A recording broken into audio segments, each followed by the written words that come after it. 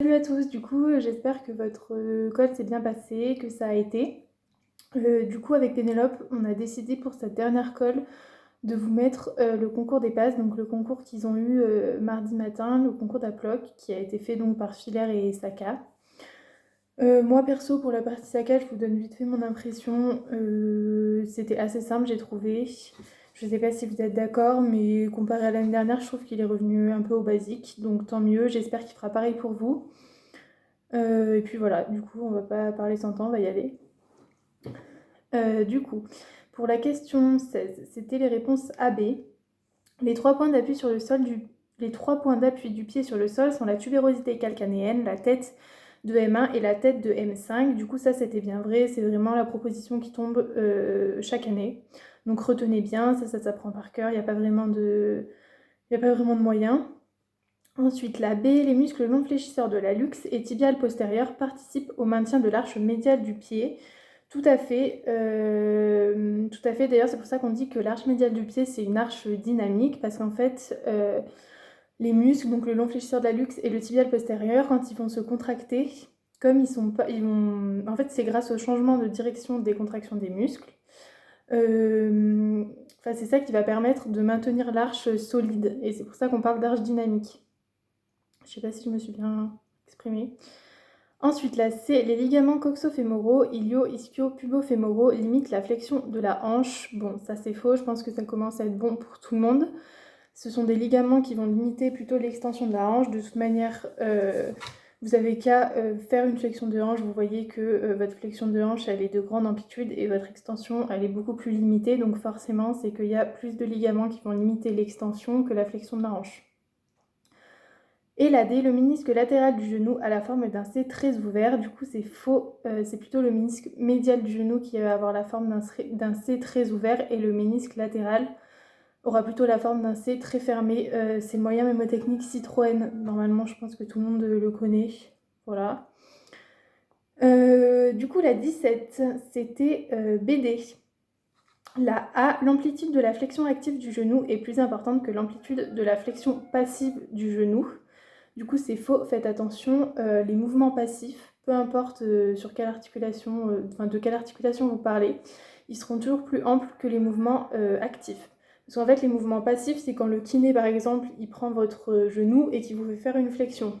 Et comme c'est lui qui vous fait faire la flexion et qu'il appuie un peu plus, bah forcément, le mouvement, il va avoir plus d'amplitude que si c'est vous qui faites le mouvement. Donc retenez bien que flexion passive, c'est toujours plus ample que flexion active. Ensuite, la B, le ligament croisé dorsal postéro-interne du genou a un trajet crânial, médial, ventral. Du coup, c'est bien vrai. S'il y a un truc que vous devez retenir en arthrose, c'est bien le trajet des ligaments. Enfin, les ligaments croisés du genou, quoi, globalement. J'espère que postéro-interne, ça vous a pas chagriné. C'est parce qu'il part de derrière et il va médialement, donc postéro-interne. Ensuite, la C, le ligament croisé ventral antéro-externe du genou est extracapsulaire. Du coup, ça, c'était bien faux. Faites attention, en général, tous les ligaments, ils sont intracapsulaires mais extrasynoviales. Donc, si vous voyez qu'on vous parle d'un ligament et qu'on vous dit intrasynovial, en général, ça sent pas bon. Et la D, l'articulation du genou est stabilisée en extension, oui. Puisqu'en fait, en extension, vous allez avoir vos surfaces articulaires qui...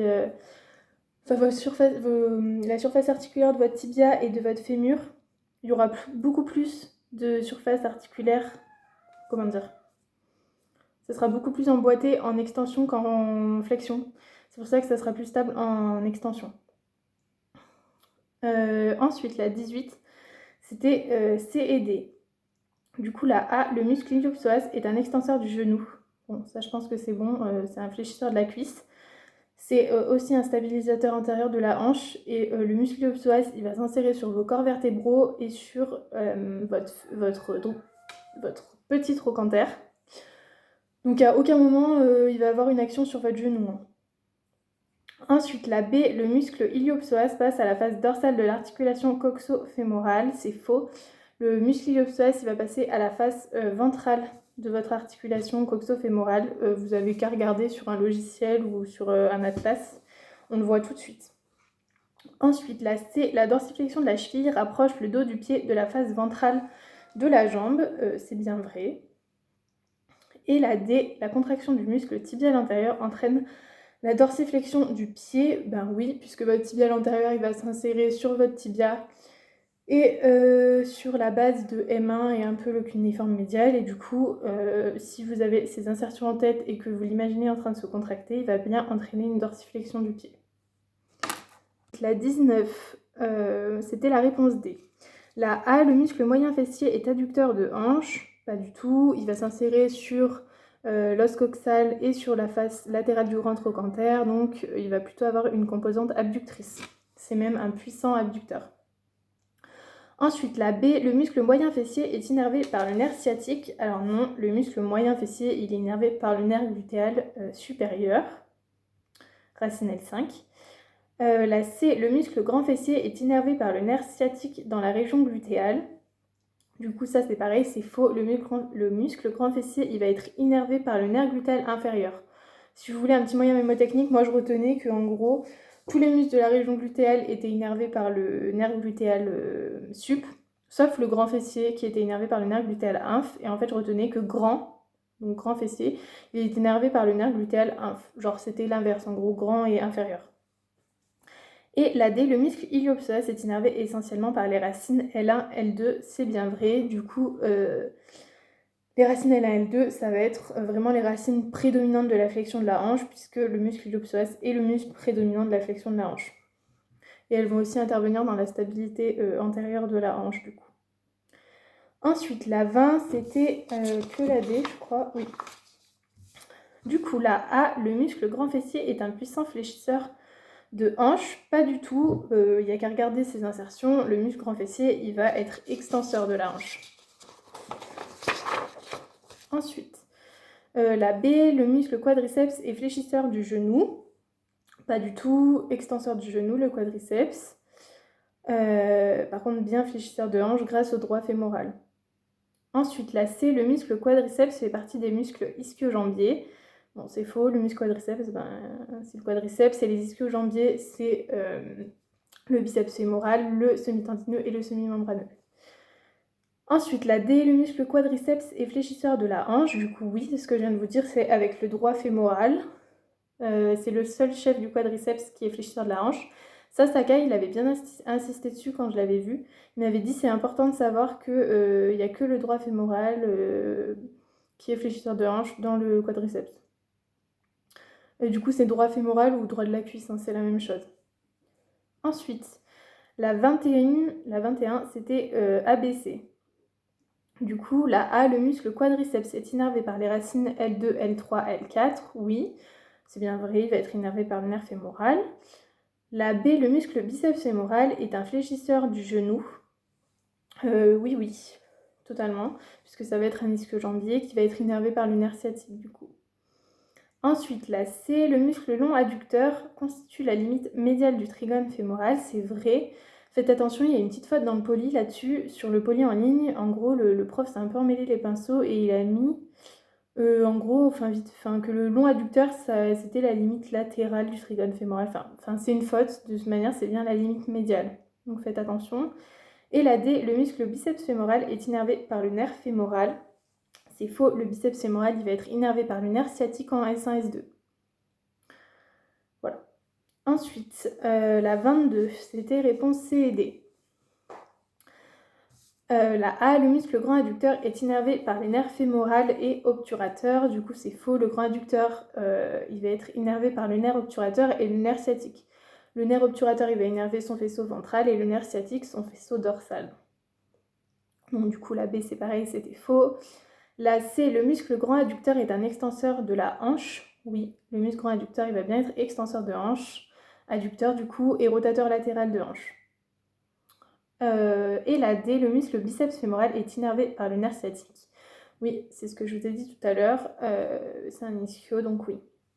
Je sais pas ce que vous en pensez, mais moi je trouve que dans son concours, on tourne un peu en rond quand même, globalement, c'est un peu tout le temps la même chose.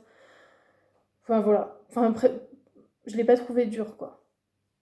Ensuite, la 23, c'était réponse ABC. Du coup, la A, le muscle semi-tendineux est un ischio-jambier. Oui, c'est ce que je vous disais tout à l'heure. Les ischios, c'est biceps fémoral, semi-tendineux, semi-membraneux. La B, le muscle semi-membraneux est innervé par le nerf sciatique. C'est bien vrai. Retenez que les ischios, ils sont innervés par le nerf sciatique de toute manière. Et le semi-membraneux, il est innervé en S5, S1, S2. Ensuite, la C, les muscles semi-tendineux et semi-membraneux sont des extenseurs du genou. Du coup, c'est faux, ce sont des ischios, donc ils vont être fléchisseurs du genou. Encore une fois, il n'y a qu'à regarder leurs insertions et on devine tout de suite qu'ils ne sont pas fléchisseurs du genou. Et la D, le tendon du muscle tibial antérieur passe sous le rétinaculum des extenseurs, c'est bien vrai, puisqu'il va s'insérer sur la base de M1 et le cuneiforme médial. Du coup, pour y arriver, il faut bien qu'il passe sous le rétinaculum des extenseurs.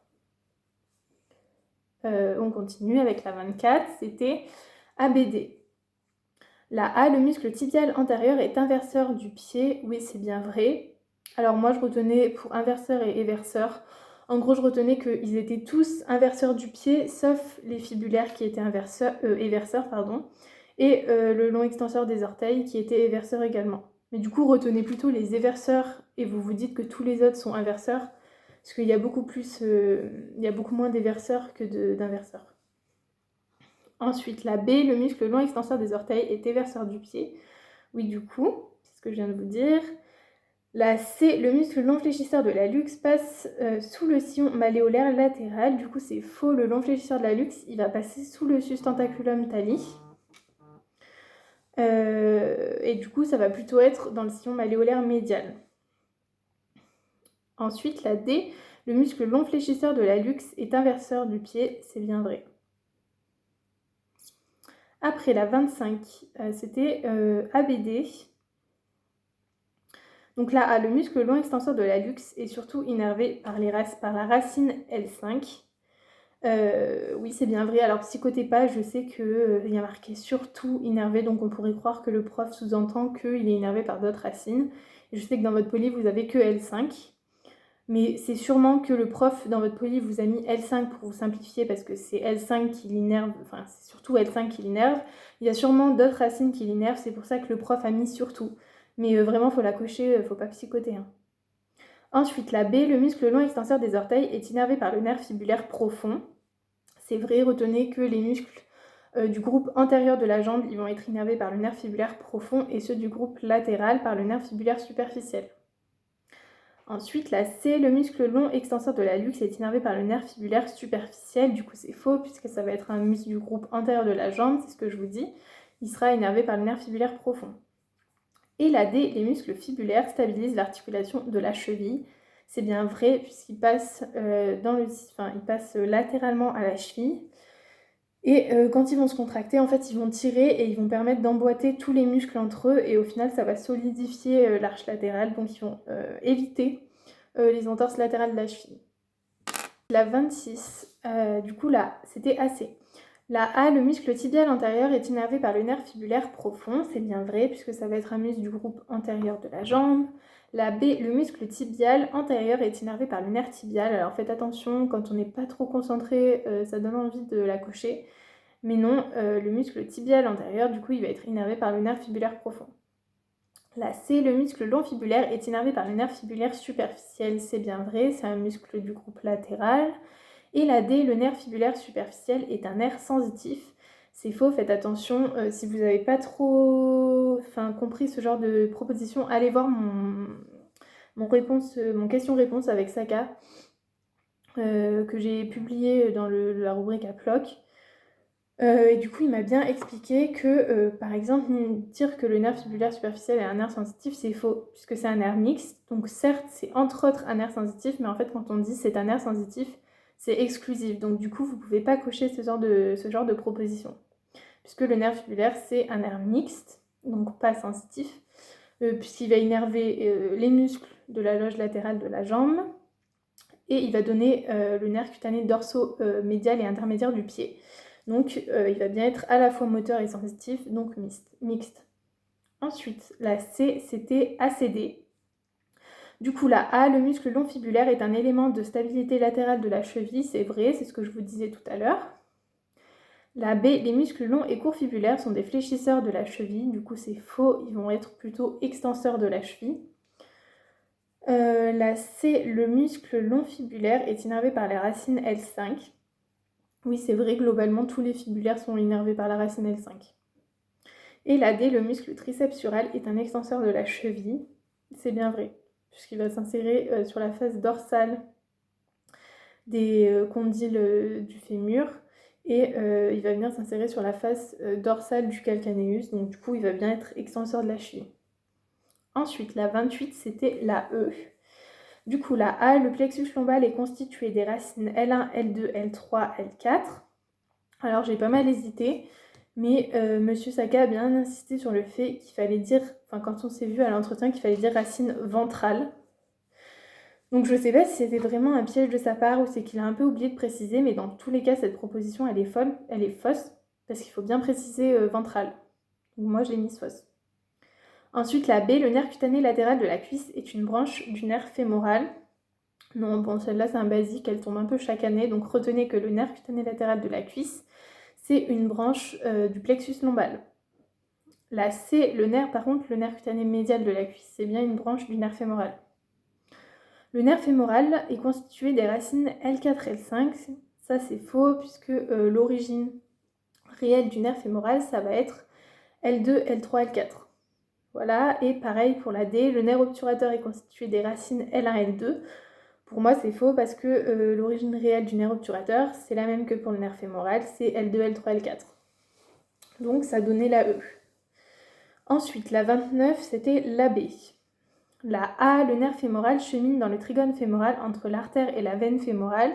C'est faux, dans le trigone fémoral de médial en latéral, vous allez avoir veine, artère, nerf. Moi, je retenais que de médial en latéral, ça faisait veine. Voilà. Ensuite, la B, le nerf obturateur participe à l'innervation sensitive du membre pelvien. C'est vrai, puisqu'il va donner des rameaux cutanés et il va aussi innerver des muscles. Oui, enfin, du coup, on s'en fout. Mais c'est juste pour dire que c'est un nerf mixte, mais du coup, il va bien participer à l'innervation sensitive du membre pelvien. Ensuite, la C, le nerf sciatique est exclusivement moteur. C'est faux, c'est un nerf mixte. Et la D, le nerf saphène innerve les muscles de la loge antérieure de la jambe. C'est faux, il ne risque pas d'innerver des muscles, le nerf saphène, puisque c'est un nerf uniquement sensitif.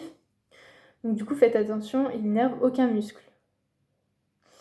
Ensuite, la 30, c'était ACD. Du coup, la A, la tête fémorale regarde en haut médialement et ventralement. Oui, bon, proposition qui tombe chaque année, je pense que c'est bon pour vous. La B, l'articulation coxo-fémorale est une articulation stable, donc peu mobile. Faites attention, c'est faux, c'est pas comme l'épaule. On vous dit que c'est une articulation qui va être très mobile, du coup, en contrepartie très instable. Ben là, l'articulation coxo-fémorale, elle va répondre à deux impératifs contradictoires de mobilité et de stabilité. Donc elle va être à la fois stable et à la fois mobile. Oui, c'est ça. Donc du coup, c'était faux parce qu'elle n'est pas peu mobile, elle est mobile. Ensuite, la C, en anatomie de surface, le nerf sciatique se projette sur le quart inférieur, caudal et médial de la fesse. C'est bien vrai. C'est pour ça que pour les piqûres en intramusculaire, vous allez piquer plutôt dans le cadran supéro-externe ou alors supéro-latéral de la fesse. Parce que si vous piquez dans le cadran inféro-médial, vous allez piquer dans le nerf sciatique. Et je crois que ça fait pas du bien. Donc voilà. Et la D, le tronc du nerf sciatique se termine au sommet de la fosse poplitée. C'est bien vrai. Du coup, la 31, c'était ABC. La A, la racine L5 participe à l'extension du gros orteil. C'est bien vrai, puisque le long extenseur de la luxe, il va être innervé par L5 et par le nerf fibulaire profond, accessoirement. Voilà. Ensuite, la B, la racine L4 participe à la dorsiflexion de la cheville. Oui, puisque la racine L4, elle va innerver le muscle tibial antérieur, qui est le muscle prédominant de la flexion de la cheville. Ensuite, la racine L4 participe à l'extension du genou. C'est vrai puisque vous allez avoir le quadriceps qui va être innervé par L2, L3, L4. Quadriceps qui est bien extenseur du genou, donc la racine L4 participe bien à l'extension du genou. Et la D, le nerf tibial passe sous le rétinaculum des extenseurs. Du coup, c'est faux. Le nerf tibial, il va passer sous le rétinaculum des fléchisseurs. Donc plutôt dans le sillon malléolaire médial. Ensuite, la 32, alors là vraiment c'est des points donnés. Franchement pour la 32, 33, 34, il n'y a pas de négociation possible. Je veux que vous ayez tous les points à ces 3 questions. C'est cadeau, franchement. C'est pas ça qui va faire la différence parce que c'est là, en général, les questions où tout le monde va avoir les points, mais il faut absolument que vous assuriez les points sur ce genre de questions. Du coup, la 32, c'était la D. Donc, je récapitule. A, c'était L2, B, c'était L3, D, c'était L4 et C, c'était L5. Moi, en gros, je retenais que ça faisait un L. Genre A, B, C. Enfin, A, oui, du coup. L1, L2, L3, L4, L5. Donc, ça fait un L, quoi. Enfin, moi, je retenais comme ça. Du coup, faites attention, pour la 32, c'était que la D. La A et la B, on vous parle de territoire d'un nerf. Là, c'est pas la question. Là, on vous parle des territoires radiculaires. On n'est pas en train de vous parler des territoires des nerfs. Donc, du coup, quand vous voyez cette image et que vous voyez des propositions avec territoire de tel nerf, vous éliminez direct, c'est faux, c'est un piège. Du coup, la 33, c'était la C et la D. Et la 34, c'était B et C. Ensuite, la 35. La A, le muscle grand psoas, est un fléchisseur du rachis.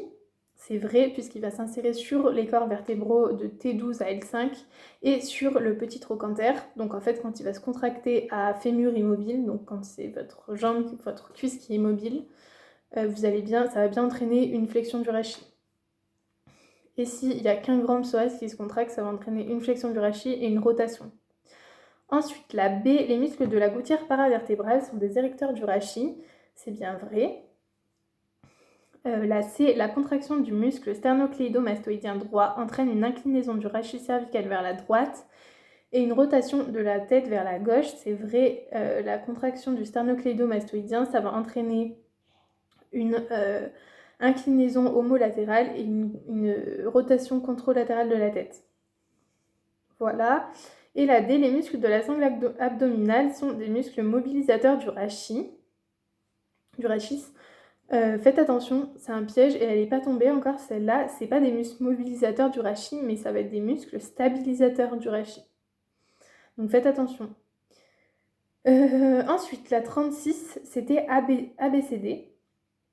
Du coup, la A, en position anatomique, la branche supérieure du pubis est horizontale. C'est vrai. La B, l'acétabulum est orienté ventralement, latéralement et caudalement. C'est bien vrai. Alors oui, c'est pas logique par rapport à l'orientation de la tête, qui elle regarde ventralement, médialement et crânialement. Donc c'est pas logique, ça pourrait normalement ça ne pourrait pas s'emboîter, mais c'est bien vrai, donc retenez bien.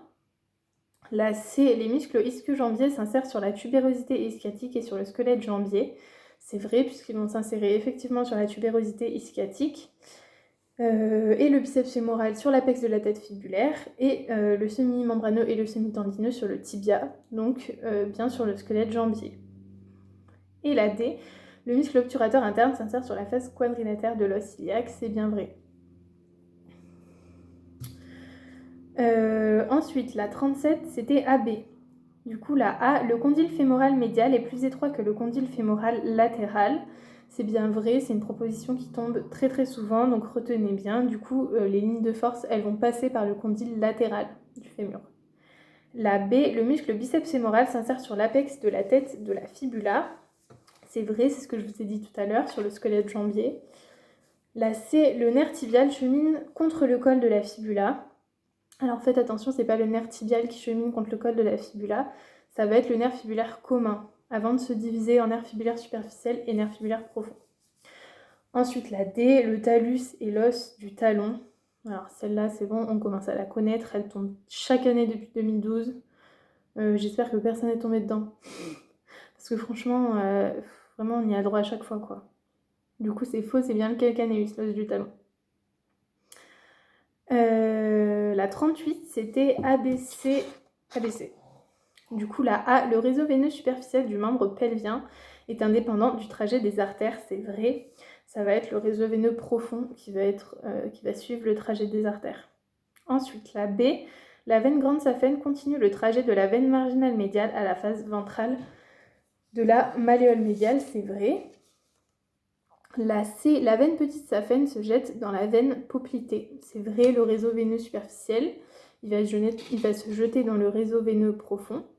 Et la veine petite saphène va bien se jeter dans la veine poplitée. Et la D, les veines profondes du membre pelvien se drainent toutes dans la veine iliaque interne. Ça, c'est faux. Il y en a certaines qui vont se drainer dans la veine iliaque externe. Ensuite, la 39, c'était ABCD. La A, les veines profondes du membre pelvien suivent le trajet des artères. C'est vrai. La B, le réseau veineux du membre pelvien se draine dans le système cave inférieur. Pareil, c'est bien vrai. La C, les veines profondes du membre pelvien et leurs collatérales sont toutes munies de valvules. Ça aussi c'est vrai, c'est pour lutter contre la gravité. Il faut bien que ça remonte au cœur. Et la D, le réseau veineux profond draine environ 95% du débit veineux du membre inférieur. C'est bien vrai, celle-là, il faut absolument la savoir. C'est aussi une proposition qui tombe chaque année. Ensuite, la 40, c'était B et C. La A, les contractions répétées des muscles striés-squelettiques au voisinage des veines chassent le sang veineux vers la distalité du membre. Alors faites attention, c'est un piège dans lequel j'étais tombée en primante, il me semble. Après, peut-être que pour vous, ça vous a semblé logique, mais moi, j'avais pas trop compris au début. Du coup, les contractions des muscles, elles vont plutôt chasser le sang vers le cœur, vous êtes d'accord? Et du coup, le cœur, il se trouve plutôt en proximalité des membres. Genre, il va se trouver en proximalité de votre membre thoracique et en proximalité de vos membres pelviens. Du coup, ça chasse le sang en proximalité des membres et pas en distalité. Ensuite, la B, le réseau veineux superficiel naît du réseau veineux plantaire. Ça, c'est bien vrai. La C, les courbures rachidiennes augmentent la résistance du rachis aux contraintes de pression axiale. C'est vrai, puisque si vous aviez, un truc rigide, un stylo, c'est très facile à casser. Par contre, un ressort, c'est très souple, il y a plein de courbures, c'est quasiment incassable. Donc c'est pour ça. Et la D, les lordoses cervicales et lombales sont présentes à la naissance. C'est faux. Dans le ventre de votre mère, vous êtes tout recourbé sur vous. Ensuite, vous allez marcher à quatre pattes. Donc la quadrupédie, vous allez acquérir la lordose cervicale puisque vous allez garder le dos rond, mais vous allez devoir lever la tête. Donc lordose cervicale et la lordose lombale, vous allez l'acquérir quand vous allez vous redresser. Donc à l'acquisition de la marche. Du coup, elles ne sont pas présentes dès la naissance, c'est faux. Ensuite, la 41, c'était AB. Du coup, la A, la structure du corps de la vertèbre fondamentale présente un point de moindre résistance, expliquant les fractures cunéiformes antérieures du corps vertébral. C'est bien vrai. La B, les nerfs spino-cervicaux, thoraciques et lombaux passent par les foramen intervertébraux. C'est vrai, ils vont sortir par les foramen intervertébraux. Ensuite, la C, l'axille n'a pas de corps vertébral. C'est faux, faites attention, c'est l'atlas qui n'a pas de corps vertébral. Donc c'est C1, la première vertèbre cervicale.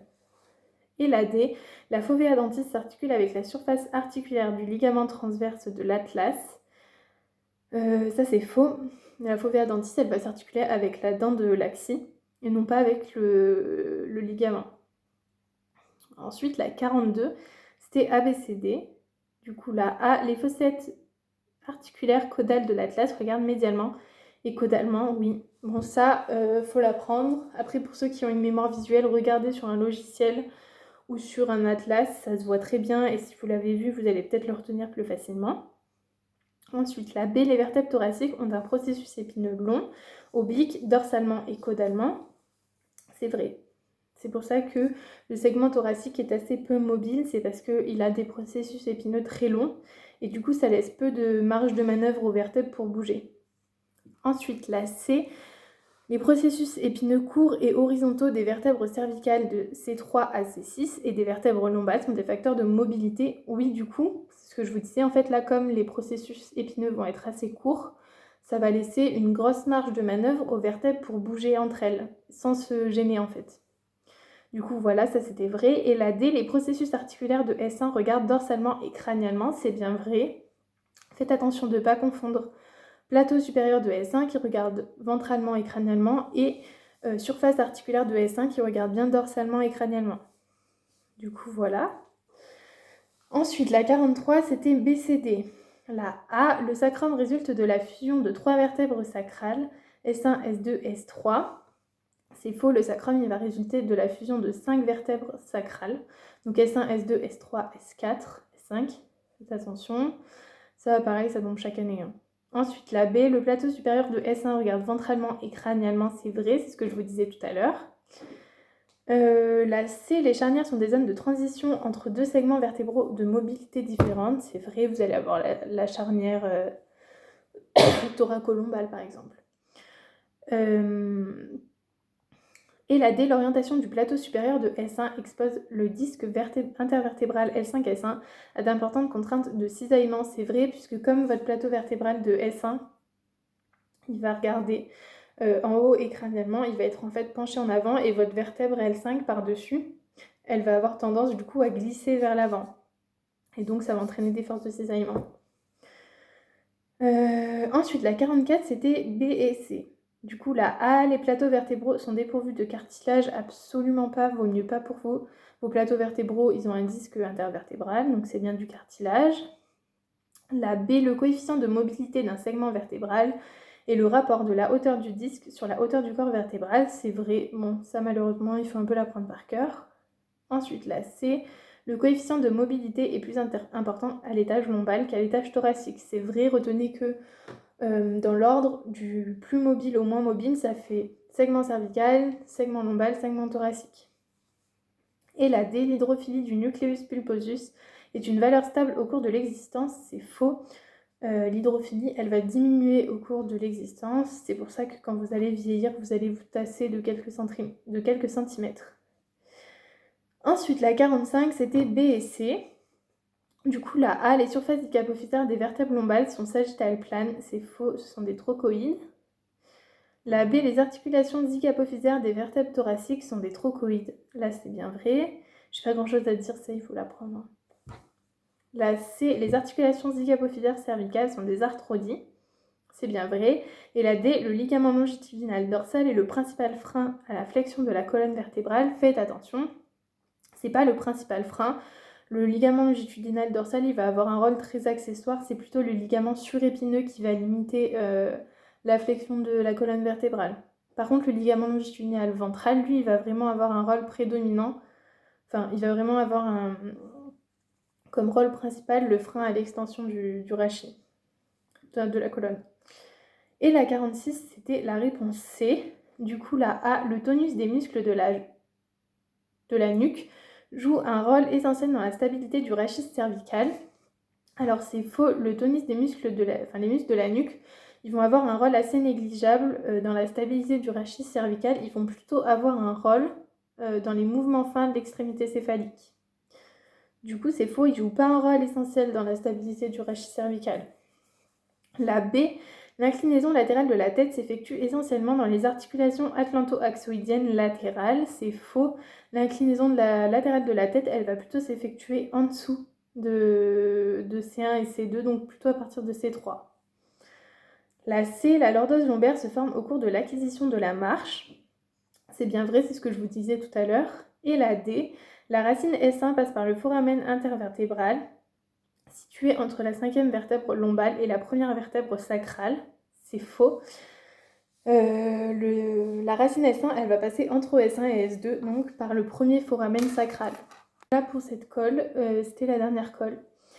Donc maintenant, vous allez entamer votre mois de révision. Je sais que vous êtes doublant, que là, ça commence à être très très long. On a été à votre place, enfin j'ai été à votre place. Je sais ce que vous ressentez là en ce moment. Je sais que vous êtes fatigué, que vous êtes sur les rotules, que franchement, vous n'avez qu'une envie, c'est que ça s'arrête et vous voulez juste passer en P2.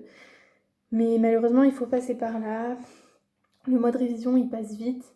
Et on est là pour vous si ça va pas, si vous avez des questions, vous pouvez aller sur le forum, si ça va pas, vous pouvez nous envoyer un message sur Messenger, même si vous voulez des conseils pour votre mois de révision, etc. Donc vraiment, tenez bon, ça vaut vraiment le coup de se donner, la P2 c'est trop cool.